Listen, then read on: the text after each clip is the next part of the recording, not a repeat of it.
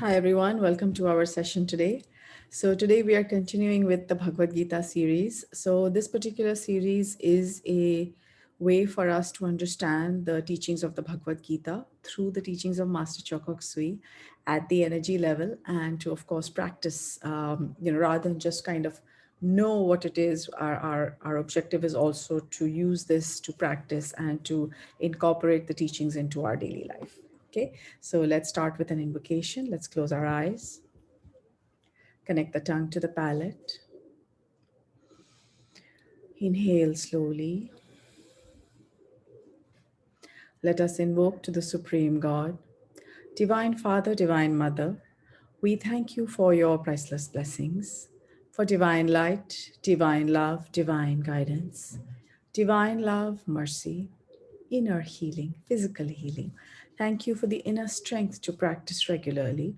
Thank you for your divine help and protection, for illumination, abundance, and prosperity. We thank you. Let's do the soul affirmation. I am that I am. I am not the body. I am not the emotions. I am not the thoughts. I am the soul. I am a spiritual being of divine intelligence, divine love, and divine power. I am one with my higher soul. I am that I am.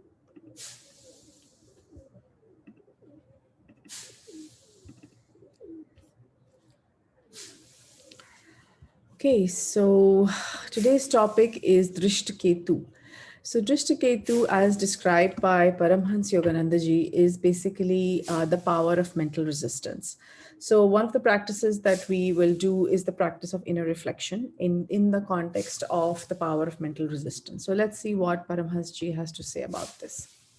There is one more person by the name of Drupad, who we have already kind of covered in the 4Ds. So I've just put the screenshot out here of the previous episode. This was episode number 3, where we covered Drupad. So we won't be covering Drupad. We will go straight into Dhristaketu, which is basically the start of Patanjali's Yoga Sutras, in the sense that Patanjali had an eightfold path you know, for the yogic practices, and Dhristaketu represents the first of them. Okay, so what we are combining is the Bhagwad Gita, we are combining the understanding of Patanjali's Yoga Sutras, and as you will see, we are also combining the teachings of the 10 Commandments by Moses. Okay, so here we go. So Dhristaketu was the son of Shishupal, and he was considered to be a great warrior. So out here I have this map of India, old map of India with the old name Bundelkhand. So Dhristaketu became king of Bundelkhand and the area called Chedi after Krishna slays Shishupal, who was his cousin, who he had forgiven many times for many mistakes. Okay. Okay. Now, Dhristaketu was also the army general in the, was an army general in the army of the Pandavas in the Kurukshetra war, and he led several armies across. While I was doing some research, I also came across this information, which is interesting because it just gives us a perspective. It's like I just feel that if we connect it to things that are known to us, then we have a greater tendency to remember what is being talked about, right? So if you remember Rani Lakshmibai, so since the topic is power of mental resistance, when I was searching, I found that Rani Lakshmibai was from that area. She's one of the key figures of the Indian rebellion. If you remember Mastani, there's a movie that also came out called Bajirao Mastani. So Mastani was the second wife of Peshwa Bajirao. And if you read her story, then it also shows a lot of mental, resistance, a lot of mental effort that she made. And the other person that I found who's also from that area is Goswami Tulsidas, who also wrote the Ramcharitmanas. So he also went through a lot of opposition, because what he tried to do is that he tried to translate the the Ramayana, which was previously in Sanskrit, into a language which people can understand. Okay, so again, power of mental resistance. What does it mean? So in the book God Talks with Arjuna, this is kind of how it's laid down. So we're just focusing on the first line right now, which is Yama, which is part of Patanjali's Yoga Sutras, Eightfold Path, and the avoidance of immoral actions. And the name of the character is Dhristaketu, who we are talking about. Now, Dhristaketu basically is representative of Yama. Yama is thou shalt not, which means what are the things that we will not be doing. Okay. Now, what is interesting here is that Dhristaketu was slain in the war of the Kurukshetra by Drona. And we also get to know that Drupad was also slain by Drona. So what this brings me to, to realize is that habit, which is represented by Dronacharya, can basically slay our mental resistance and can also resist, cause us to not get into spiritual practices. So our habits, let's say, for example, our habits for rest or our habits for sleep, or just generally our habits can prevent us from getting onto the spiritual path with vigor. Okay, something to keep in mind. So Drishtaketu basically battles certain desires and helps us to neutralize the karmic effects of mistakes. Now, how does this happen? So in the school of Master Chokhok Sui, we talk about character building. Character building basically is a structure of virtues which help us to basically, kind of one by one decide which virtue to follow and how to follow it, so that, because sometimes people say honesty is the best policy, but then you realize that honesty is not always the best policy. There is another policy which is called loving kindness, so we'll just talk about that. Okay. Now, so Drishtaketu basically represents thou shalt not, which means that what are the things that we will not be doing. Okay. And this is followed by niyama, so yama niyama. And niyama basically is niyam is schedule, niyam is, this is what we will do. And Moses also said first, thou shalt not. So in the Ten Commandments, we find that several of the commandments actually refer to thou shalt not. So what all Moses suggested that we should not be doing is covered in the Tenth Commandments.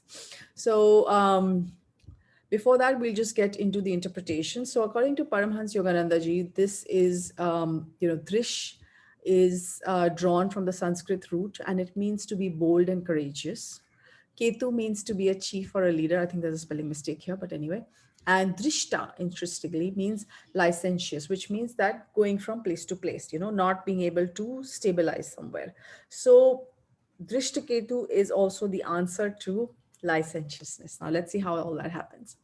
So the first commandment, according, and this is taken from the book Spiritual Essence of Man by Master Chokhok Sui, where he basically has, written about the chakras and has also shown us the counterpart given by Moses, which is of the Ten Commandments. Okay, so he says the first commandment is, thou shalt not have other gods except me. So what I find interesting in this is what basically he's saying is that when we pray to, let's say, a guru or to a god, or as in Hinduism, for example, we have so many gods. While praying to these gods, we must not forget that there is basically the supreme god, and the supreme god is the source of power for all the other gods. So that is important for us to keep in mind. And according to Master Chokhok Sui, that is represented by the crown chakra. So again, when we do the twin hearts meditation, as you may have noticed, we focus on the crown chakra, right? So the crown chakra basically is a source of entry for divine energy. And that is again what we use to bless the earth, to bless our goals, and to bless so many things, right? So the supreme god is the one who sends these energies through our crown chakra into the body. Okay, the next one. So the next one says, you shall not make yourself an idol.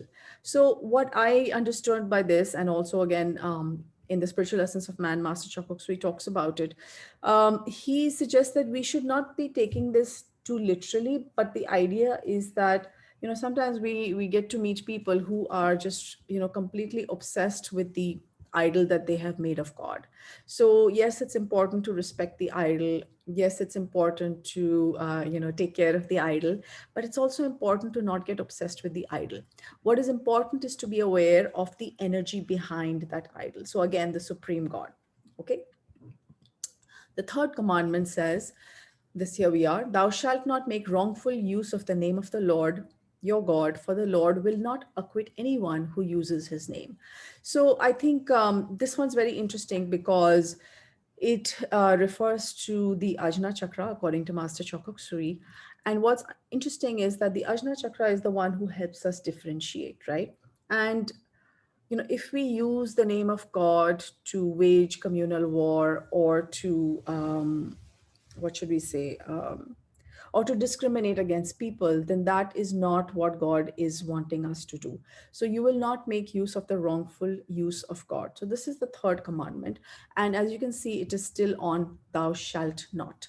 So one of the things that I think, one of the co-disciples mentioned in one of the talks was that when a child is young, we tell them, don't do this, don't do this, don't do this, don't do this, right?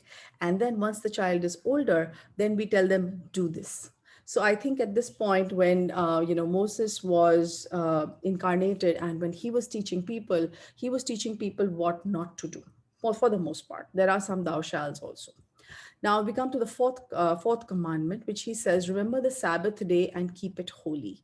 So Master Chokoksui interprets this as basically saying that Sabbath means to rest from physical activity, which basically means that, on certain days of the week, we are doing physical labor for our livelihood, but at least on one day of the week, we should withdraw physically, and we should take the time to serve, to be aware of God, and to pray. So it's not so necessary, again, according to Master Chokoksui's book, that it's not necessary that we observe it on a certain day of the week, but what's important is that we observe it. Okay. So again, where are we? We are in the power of mental resistance. Mental resistance basically is refraining from certain actions. Okay. Then the fifth commandment is also a thou shall. It is not a thou shalt not. And it says here, honor your father and your mother. Okay. And this is related to the solar plexus chakra. So sometimes, as we become parents and we become older, sometimes we forget, right, that what our parents have done for us. Like if you're a parent, then you know how much you care about your child, right? So then how do we forget sometimes that when we were young, that's probably how our parents also felt about us. Yeah. And so let's be mindful of that, and let's honor our parents and be grateful for whatever they have done for us. And also, it brings me to a point that, as our parents grow older, they need more help from us.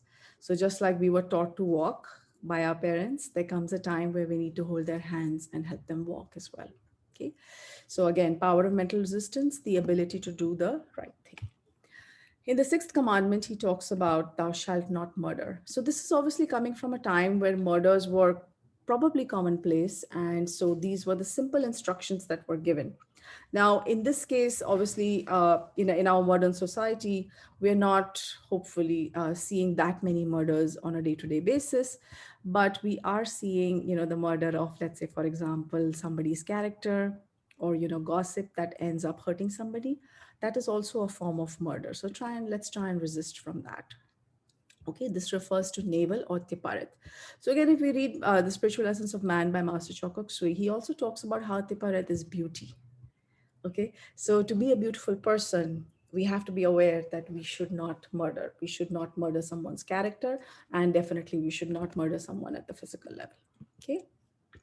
Okay, the next one, thou shalt not commit adultery. This is the seventh commandment, and it refers to the spleen according to Master Chokoksui. So here I have a picture of, it's an oil painting of the Lord Christ and a woman with him. So they were basically accused of adultery. So this obviously Lord Jesus came after Moses. But I thought it was interesting that even in the time of Jesus, he was accused of adultery. Anyway, so one more thing that was interesting for me is that the spleen chakra. So as we are aware that as healers, or as trainers, we need to make sure that our spleen is clean. Okay. And also we need to be aware that our spleen is clean, because as we teach in the basic pranic healing workshop, the spleen is responsible for a lot of the general health of the body, right? So you shall not commit adultery, which means we will avoid contaminating our spleen chakra. Okay. Okay. The eighth commandment. The eighth commandment says, so we're all still on Dhristaketu, which is the first one. Okay. Thou shalt not. We're still on the thou shalt nots. So thou shalt not steal.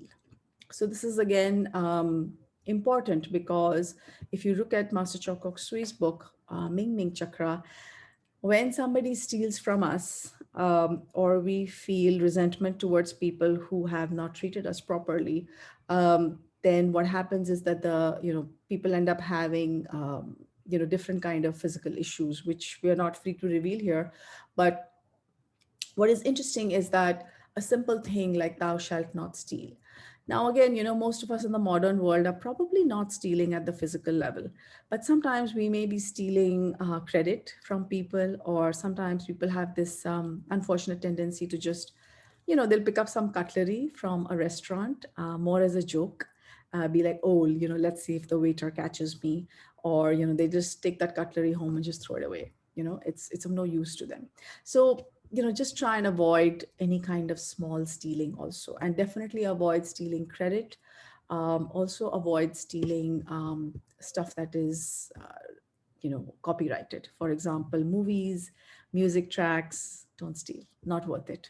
Okay, thou shalt not steal. Simple things, simple teachings, coming from the Bhagwad Gita, Patanjali's Yoga Sutras. So many sources are explaining the same thing to us.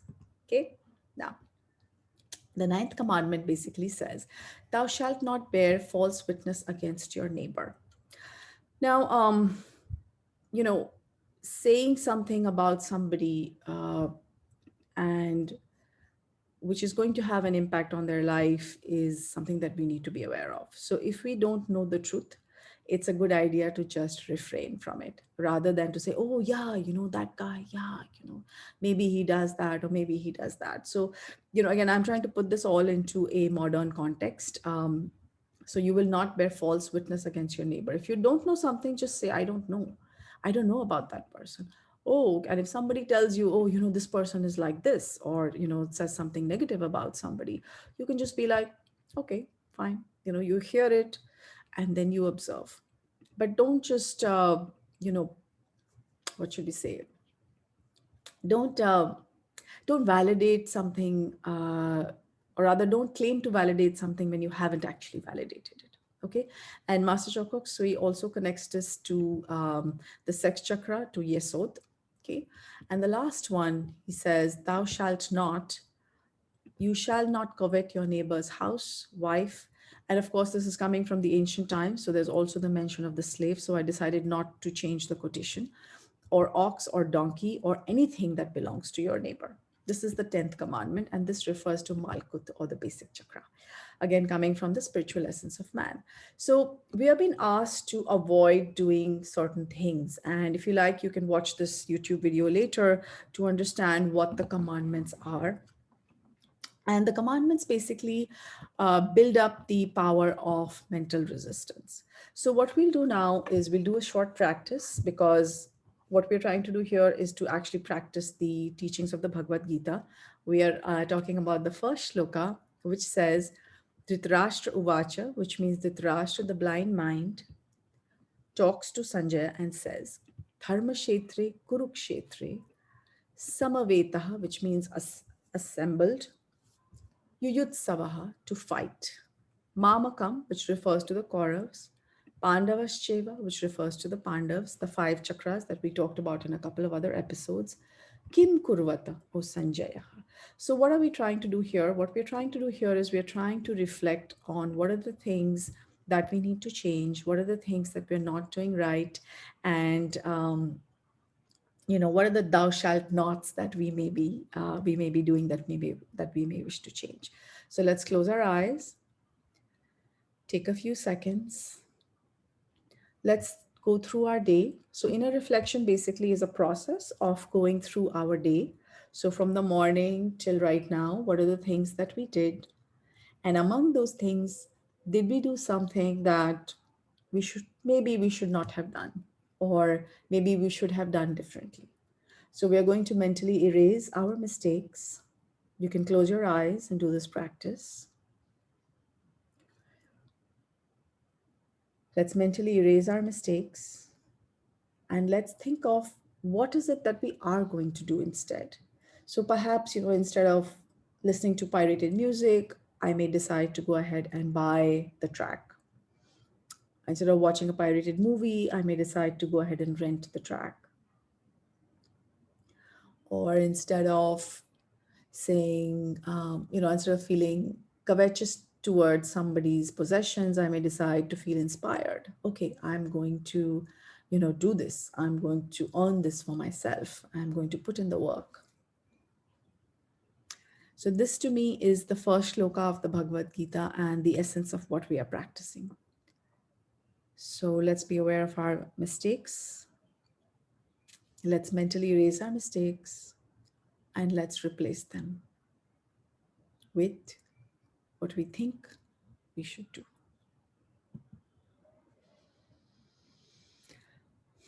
So some of the tools that we will be using are also taught in the Pranic Healing School, and this is a whole chart of all the workshops that we have and the different paths that you can follow, which is the healing path, this prosperity series, and the spiritual series.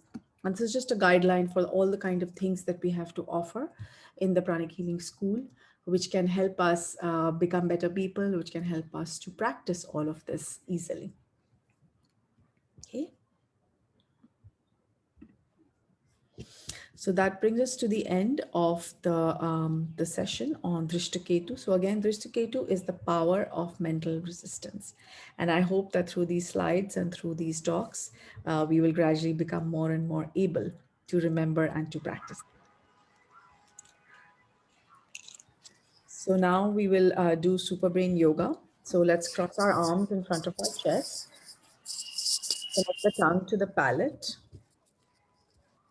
And as we inhale, let's do a semi-squat. Over to Priya. Inhale, go down. 1, 1. Inhale, go down. 2. Inhale, go down. 3. Inhale, go down. 4. Inhale, go down. 5. Inhale, go down. 6. And the last one. Let's be aware of our crown, our heart. Let's raise our hands in blessing position.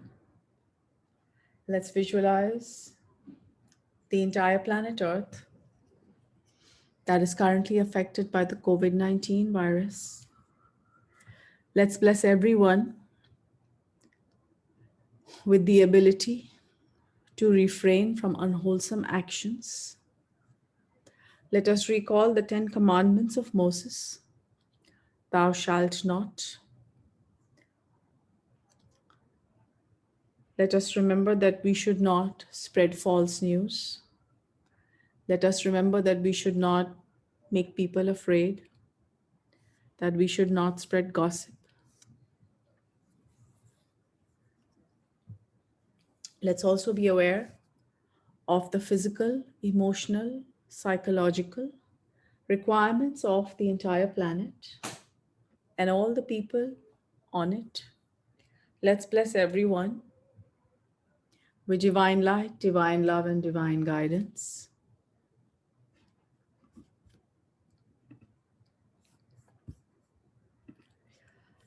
Let's also bless our own financial targets, our health targets, our relationship targets, and our spiritual targets. For those of us who have done pranic healing, let's also visualize ourselves. Thou shalt not be lazy. Let's visualize ourselves instead doing healing for people, for the planet. Those who have done advanced pranic healing, you can also do mass healing for your family. And those who haven't done any of the workshops, you're welcome to join us in our centers. Several centers in the country have opened up, and learn how to deal with COVID-19. Okay, let's bless the entire planet Earth, our wishes and our dreams. Remain aware of the crown, the heart, and the hands. Let's bless people who have requested us for blessings.